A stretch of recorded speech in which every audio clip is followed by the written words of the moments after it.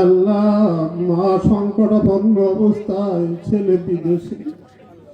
আল্লাহ, জানি না কি কোন অদৃশ্য আল্লাহ বাধা রয়েছে, সমস্ত বাধা বিপত্তি দূর করে আল্লাহ মায়ের এই মূল অবস্থায় মায়ের পাশে দাঁড়ানোর তৌফিক দান করে দাও।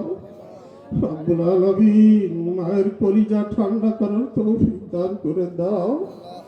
রব্বুল আলামিন, তারেক রহমানকে এই দেশের জন্য কবুল মঞ্জুর করে নাও, এই জাতির জন্য কবুল মঞ্জুর করে নাও।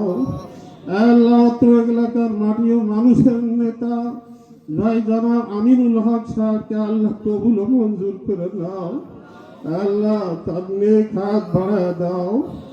আল্লাহ, দেশের জনগণের খেদমত করার তৌফিক দান করে দাও। রব্বুল আলামিন, আল্লাহ আমাদের দেশকে থাকে আল্লাহ তুমি কবুল করে নাও।